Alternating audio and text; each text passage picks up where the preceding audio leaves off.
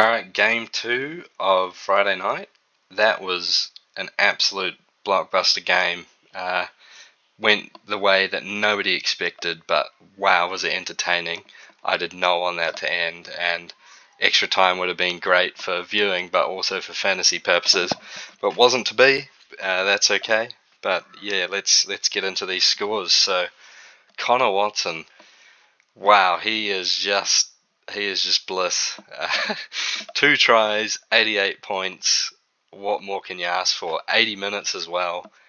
Far out. He also updated overnight. I think he ended on 83 or something. So they must have added on a try saver.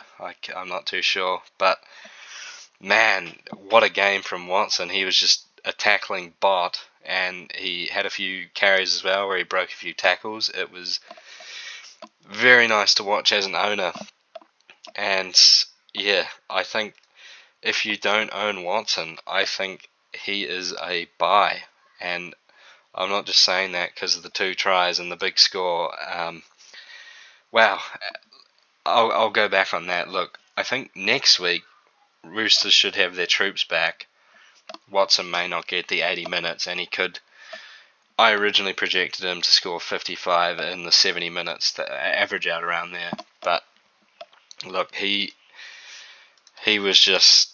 I don't know how Robbo could even take him off, but wrong game here. Let's just see what he'll probably be priced at next week because, yeah, if you don't own him, I think I would be panicking. Okay, so if price at 50, he's probably going to go up. Sorry, 42, 40k, so he'll be priced at 54. Oh, that is tough. I may have to go back on that and say you might have missed the bus here. And I would be guessing if you did have Watson, if you didn't have Watson, you've probably got Harry Grant. So at this stage, I think I would be holding strong with Grant, and doing Grant to Watson is just not what you want to be doing at this time in the season. You know, Grant has the potential to have these games. He can get 2 tries as well. And yeah, it's really tough one to take, but you know, just like Haas, just like Yo last week, you just have to stick to the process. And yeah, I'm saying do not buy Watson. That's my verdict here. But I'll take a look at it later in the week after all the games are done, and I'll give my updated opinion then. But yeah, hopefully everyone watching owns him, and wow, enjoy these while it lasts, because this is Hooker's scoring 88. It's beautiful. Daniel Tupou, 2 tries as a winger. Much improved from last week. Barely any negative stats, but completely ignore him. Daniel Tupou will have big games, really low games, and he will average out around what he's priced at. So yeah, easy avoid there. Do not chase. Nathan Cleary updated, ended on 56. I woke up and he was on 63, so that was nice considering I captained him. But still, obviously, you'd be expecting more here, but the reason we forked out the big bucks for Cleary is because no matter what the game, he is still going to get you a score above 50 99% of the time, and he's done that again. It wasn't looking too good, but the good thing about Cleary, the rare thing, the reason why we pay all that money is because he has so many ways to points. You know, he's got the goals. That's always a safe haven if he's not involved in the tries. He's always going to have that strong base of kick meters. He loves to run the ball, going to have that strong meters gained. He'll get you a few tackle breaks, always going to be kicking for try assists. It's just those missed tackles where he's losing out a bit, and we'd hope, ideally, we'd be wanting a few more run meters, a few more kick meters, and maybe, the odd 40-20 or something like that, which he almost had again tonight, same as last week. It was a game of inches there. Could have easily been the 67. Anyway, what I'm trying to say is do not panic on Cleary. You know, the scores will come. I can almost guarantee the big scores are coming. And, you know, if another half comes out and gets, an 80-pointer this week, do not even consider making a sideways move. Cleary trading to them. Do not do it. Hold Cleary under all circumstances. James Tedesco bounced back from an average score last week with a 59. He looked really good. He's got a bunch of attacking stats here. 3 try assists. The 160 run meters. Now, that's going to happen with Tedesco. When the Roosters are on, Tedesco's usually on. Do not go chasing this. He's already priced at that 700k mark. Look, we're ideally hoping for him to drop some cash, maybe down to 650, and then he'd be a buy. He's still going to lose money this week, so definitely do not jump on just yet, but one to keep an eye on, and when he bottoms out, he'd be one to definitely take a serious look at. Paul Alamotti, 57 with a try. Now, he had a pretty solid game, although he did make an error, a rememberable error near the end of the game, I think. Otherwise, it might have been Toho. Anyway, he had a solid game. If you did take him as like a little bit of a pod, very nice. He's averaging 48 to start the season, priced at around that 38 point mark, so that's a solid start. But yeah, probably just a little bit expensive to look at now, and projecting him to average in that low 40s, so probably just not enough value in him. But a solid game. Angus Crichton, just like Tedesco, bounced back here from an average score. He's got the offloads going again, which is very promising to see. And he is just looking like that same season-long keeper that he's always been. So, yeah, one, I would say if you own him, do not look to sell. And if you do not own him, don't look to buy just yet. He will probably be playing Origin. And, yeah, he's probably one to look at in the run home rather than right now, as there's just no value in him right now, and he's still going to lose a bit of money this week. Sui Wong, 55 and 80 minutes. Pity he couldn't do that last season when we all owned him. He's finally been, it only took about 100 injuries for him to get 80 minutes here on the edge. He had a decent game, but he will most likely be relegated to the bench with Radley coming back, along with Lenu, so one I would be avoiding. If you did happen to own him, I would definitely be holding, because he will still make you a bit of money off the bench. But yeah, one I'd be looking to jump off soon when the Roosters get Radley, Lenu and Butcher back. Now Blake Steep, 53 and 40 minutes. We're seeing this rookie go really hard here, and unfortunately one that we're probably just not going to be able to own due to the Roosters forwards coming back. And yeah, same story as Wong. He'll be either back to the bench or out of the team, you would presume. Even though, you know, he played a really nice game last night, I think Robbo will opt to go with the experience, as he usually does. So yeah, he's just one I'd be completely avoiding unless we see teamless next week where he's maintained a spot in the side. In that case, it would take we'd need to take a second look at it, but for now, I'd be ignoring him. Now, Fahu White, now he got a nice little bump overnight, 45 up to 51. As an owner, I'm very pleased about that, and the 58 minutes was also very nice to see, but I think he's probably going to go back to, I'm hoping for 45 minutes now with the Lenu and Radley coming back, but we'll just have to see. Definitely one I wouldn't be buying now, and if you own him, definitely hold. He's going to have a low break even next week, so yeah, definitely don't buy and do not sell. Holding for now. And just be happy with a 51 pointer that he got you, with solid base stats here. He looked pretty decent. Zach Clay, another one where just he's gonna score well when he gets the minutes, but that's just not going to happen going forward, so I'd be ignoring that. He did score very well though, over a point a minute. Sandon Smith, now if you manage to play him in your starting side, then don't know what you were thinking, but it's worked out. He scored another try. He had some solid goal kicking as well. Kicked one from the sideline, very nice.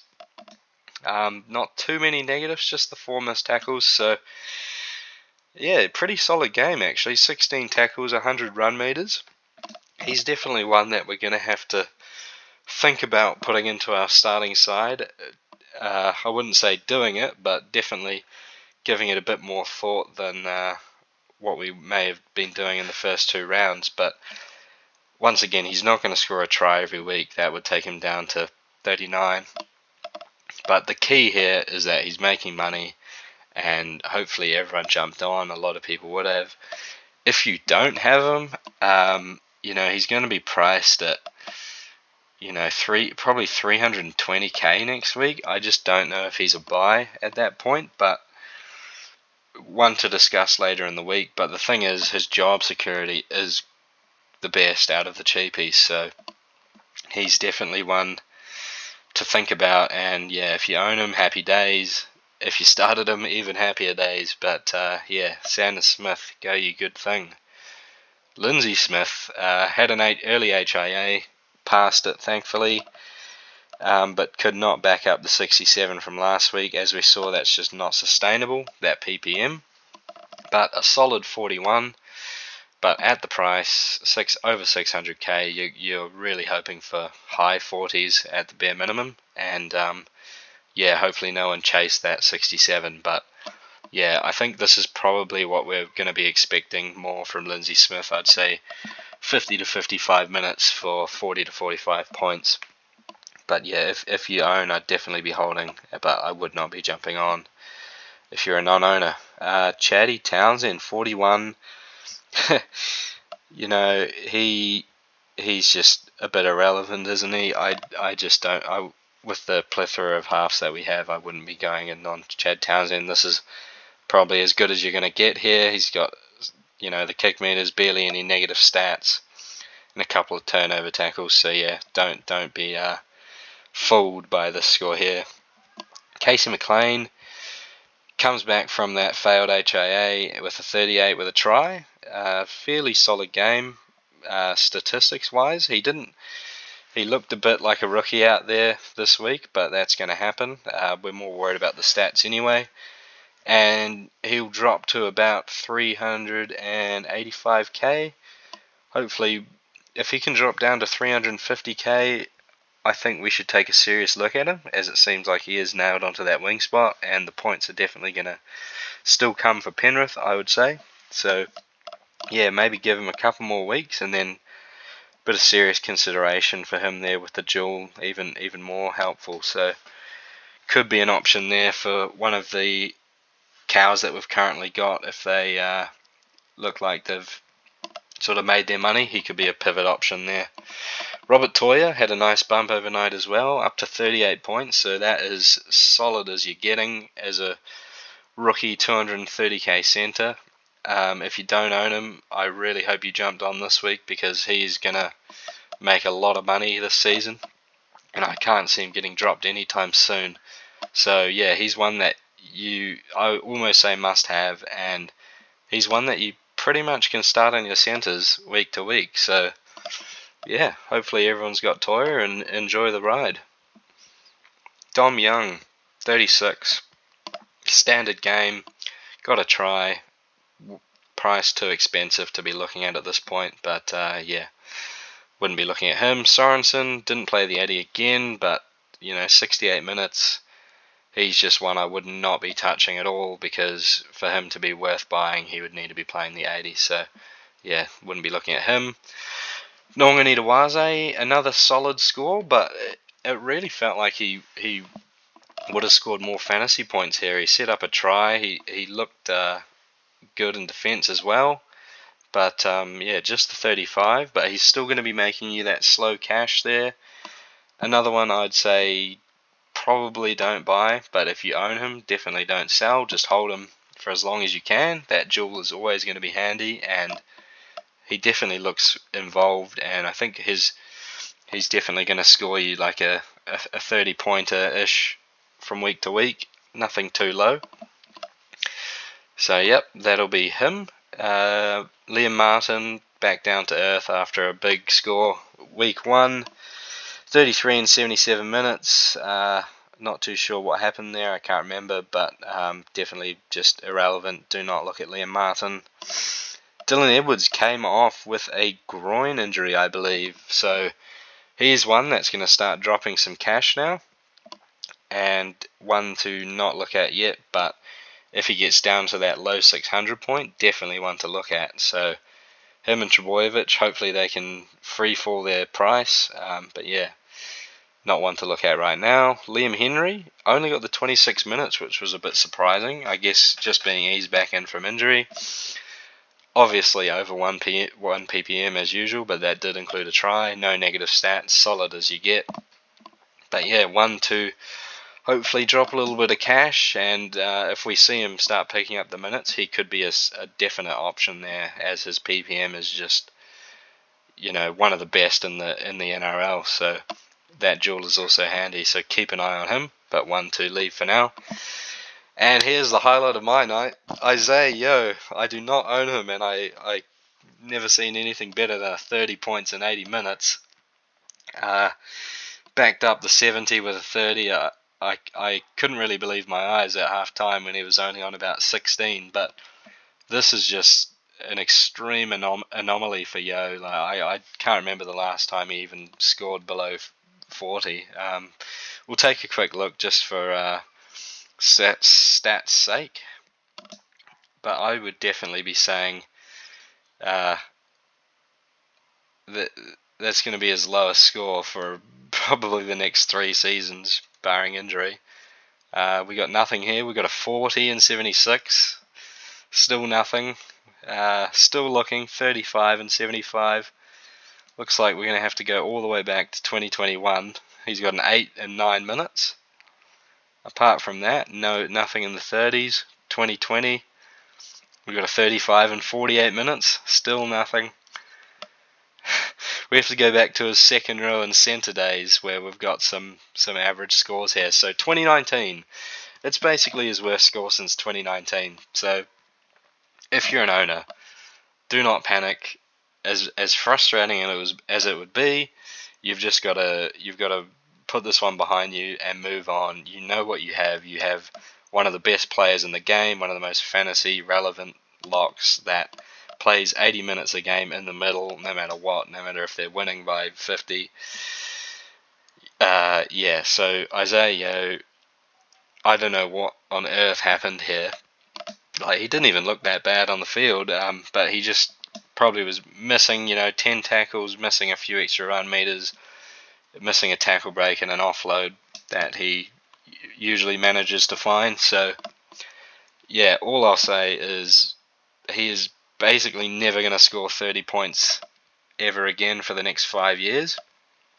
And for non-owners, let's see that price get down in the 700s, and we'll be jumping straight onto him.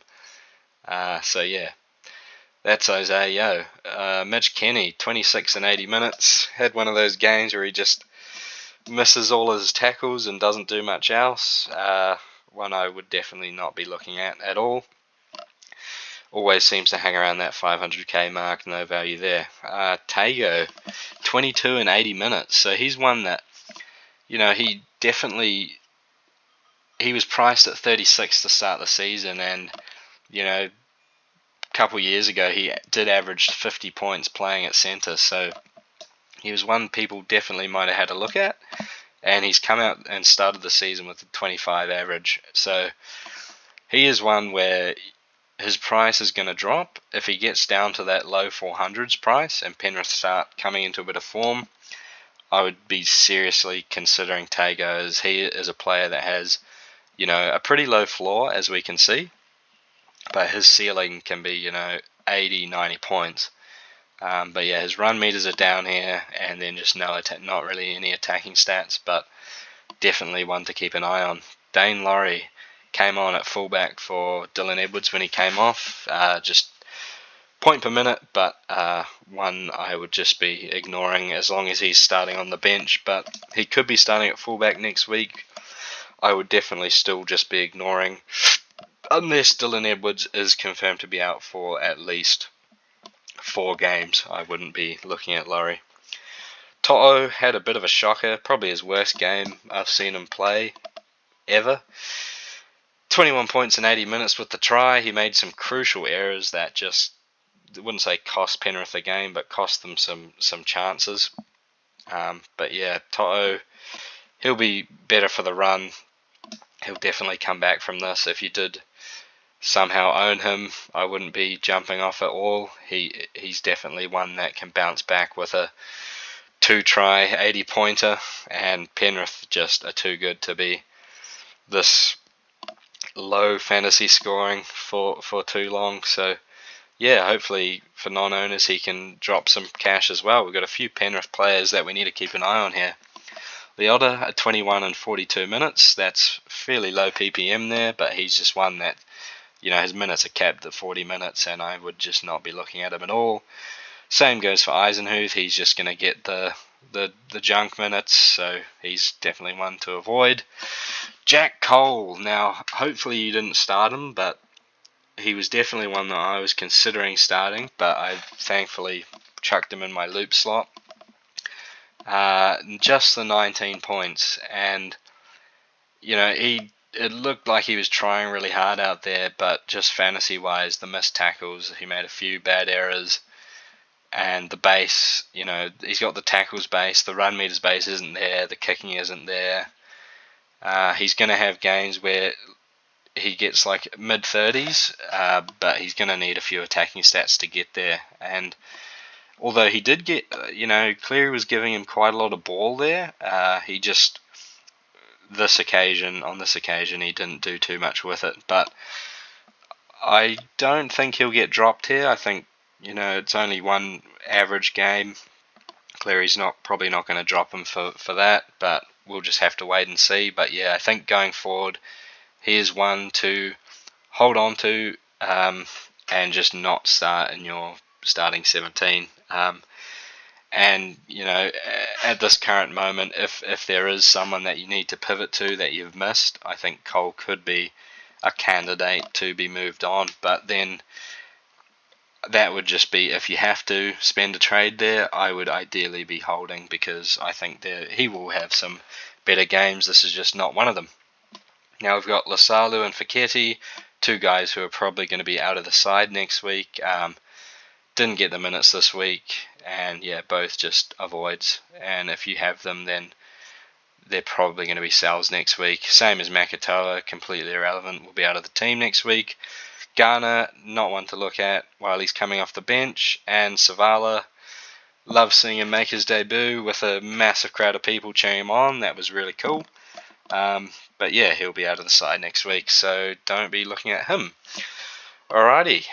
Hopefully that was a bit of help to you guys, and good luck for the Saturday games.